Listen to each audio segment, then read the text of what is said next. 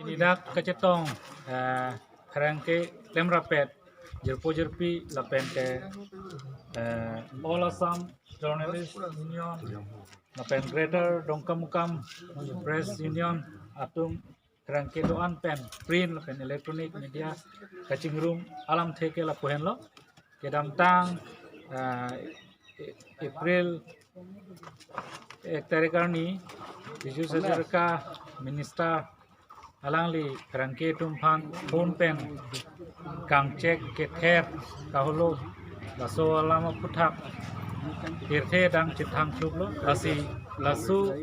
कचे टांग फ्लुक अजोयने सी पिनी लदाक कदो कबे इले तुम चेटोंग नांग पok lo कचे टोंग नांग को अलाम थे बांगला पोहेन लो रिपोर्टर तुम कॉपी न्यूज़ क्लेम नहीं कॉपी न्यूज़ क्लेम नांगने लाके रिपोर्टर अमिथांग माते फेरंके मिथांग तुमसी डिसीजन चे नहीं बोंस्टा में नॉन बांके रूलिंग गवर्नमेंट तुमसी बा गवर्नमेंट ऑफिशियल तुमसी ले तुमफान कॉपी न्यूज़ टोंग नहीं मा कॉपी न्यूज़ टोंग नांगने मा अलांग तुमसी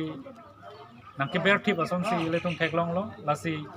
बांगिनी रिपोर्टर मायांग रिपोर्टर प्रतिदिन टाइम रिपोर्टर अपन lapen ke Brave News Jagrut aprang ke pan kang cek puthak Wesker Benglong Green lapen electronic media him pen stame ilitum ningduk long lapen ke lason ke ther ke hap monon phi kabedaji apan election commissioner ahin pen stame sodak pen insai ponangi lapen ke police अतुम अहिन पेंसमे सोडाक पेन इंसाइ पोनेंजी लान चलो ini itu kacing wai mate labangso mai video alam tete ani ব্যবস্থা লোক সংবাদ কর্মী উপর চর্চা নচলিব সংবাদ কর্মীক নিরাপত্তা দিয়ক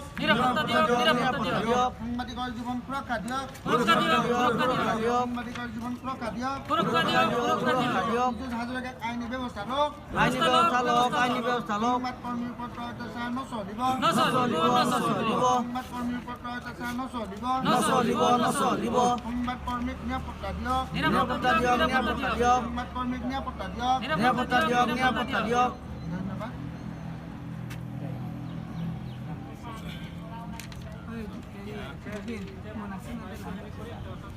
যোৱা 1 এপ্ৰিলত যি মৰিগাঁও ডিষ্ট্ৰিক্টৰ দুগৰাকী সাংবাদিকক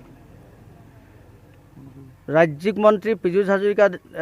ডাঙৰীয়াই যি ধৰণৰ কটু মন্তব্য তথা ফোন যোগেদি তেওঁ যি ধৰণৰ ব্যৱহাৰ কৰিছিল যি ধৰণৰ গালিগালাজ তেওঁ কৰিছিল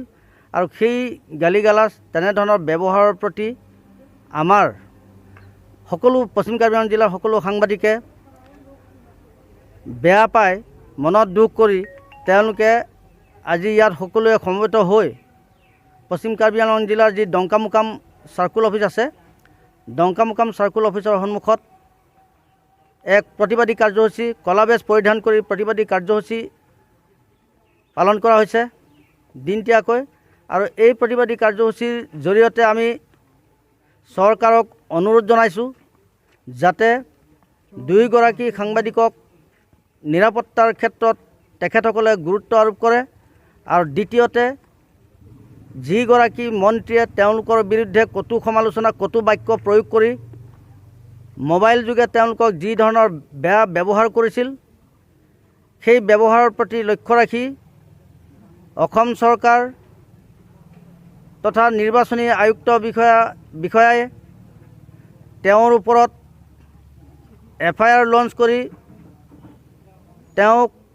আইনগতভাৱে ব্যৱস্থা গ্ৰহণ কৰিব লাগে উচিত ব্যৱস্থা ল'ব লাগে আৰু অকল সেই দুগৰাকী সাংবাদিকেই নহয় অসমৰ প্ৰতিজন সাংবাদিককে যাতে চৰকাৰে নিৰাপত্তা দিয়াৰ কাৰণে গুৰুত্ব আৰোপ কৰে